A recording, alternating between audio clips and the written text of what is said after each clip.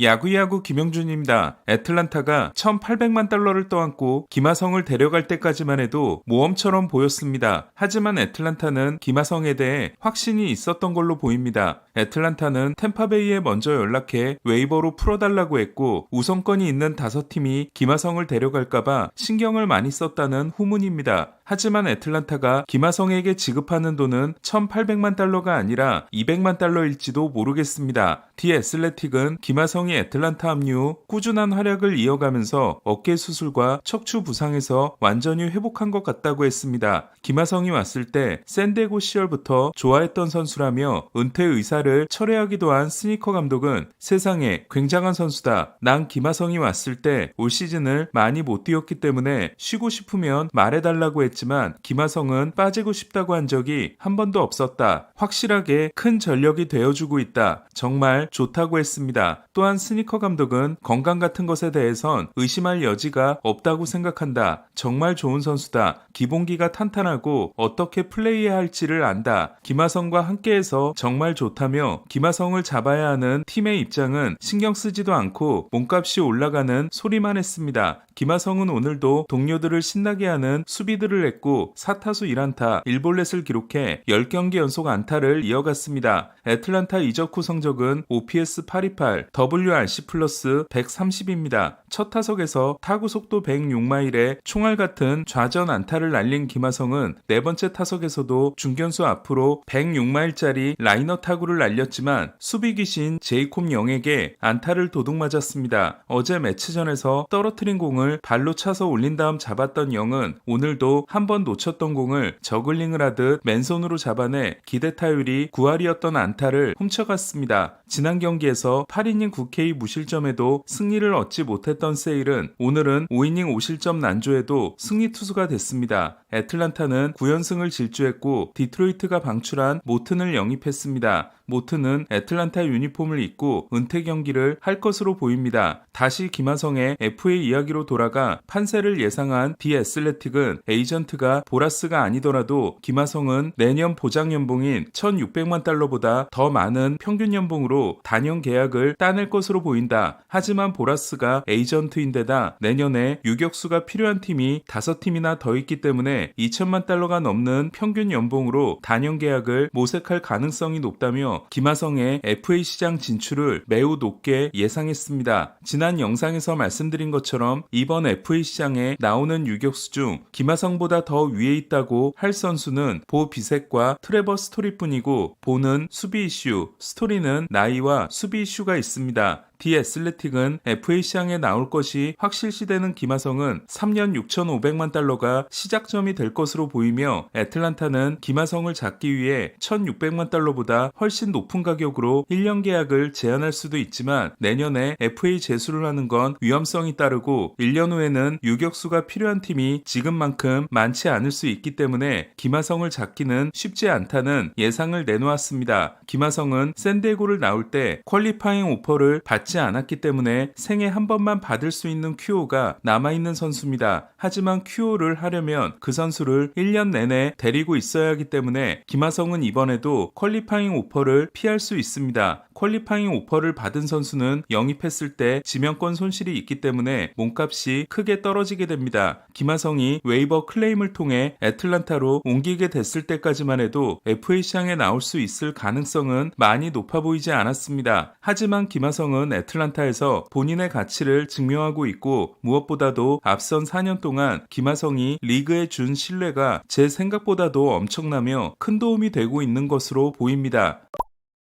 오늘부터 홈 6연전으로 시즌을 마감하는 자이언츠는 카디널스와 홈 1차전에 이정우를 선발로 내지 않았습니다. 이로써 이정우는 최근 10경기 중 4경기를 결장했습니다. 그중 2경기는 좌한 선발이었지만 나머지 2경기는 오늘처럼 우한 선발이 나온 경기입니다. 멜빈 감독은 시즌 시작에 앞서 큰 수술을 받고 돌아오는 선수이기 때문에 출장수 관리를 해주겠다고 했지만 이정우는 첫 131경기 중 10경기밖에 결장하지 않았을 정도로 지금까지 2경기를 결장한 아다메스, 6경기를 결장한 라모스와 함께 풀타임 시즌을 소화했습니다. 이는 드류 길버트가 합류하기 전까지 중견수 대안이 없었기 때문으로 최근의 결장은 관리라기보다는 길버트를 테스트해보고 싶은 면이 크다고 생각합니다. 길버트는 중견수로 출장한 5경기에서 인상적인 수비를 보여줬고 샌프란시스코 지역 언론에서는 이정우의 중견수 기용을 적고 새로운 중견수를 영입해야 할지도 모른다는 보도가 나오기도 했습니다. 7월에 수비에서 크게 부진했던 이정우는 OAA가 41명의 중견수 중 아델과 블라데이 다음으로 나쁘고 DRS-15는 50명 중 조 아델, 오닐 크루스, 세드릭 멀린스보다 나쁜 중견수 최하위에 해당됩니다. 이정우는 타율은 팀 내 1위지만 ML 평균과 출루율, ML 평균과 장타율, ML 평균과 OPS가 큰 차이가 나지 않습니다. 때문에 구장의 불리함이 반영된 WRC 플러스는 105를 기록하고 있고 수비와 주루까지 반영된 승리 기여도는 팬그래프 2.2, 레퍼런스 1.8입니다. 5월과 6월 부진이 심각했던 이정우는 7월부터 이번 부진이 시작되기 전까지 54경기 성적이 타율 3할 1푼 7리, 출루율 3할 6푼 5리, 장타율 459, OPS 823으로 좋았습니다. 하지만 멜빈 감독은 오히려 하이 타선에 배치하는 일이 많아집니다. 이정우는 좌안을 상대로 7월까지 타율 2할 7푼 9리, OPS 776이었지만 8월 이후 타율 1할 6푼, OPS 336에 그쳤고 득점권에서는 7월까지 타율 2할 6푼 9리, OPS 789였지만 8월 이후 타율 1할 8푼 8리, OPS 507이었습니다. 또한 리드오프 성적이 타율 2할 1푼 8리, 출루율 3할 3푼, OPS 701이었기 때문에 이번에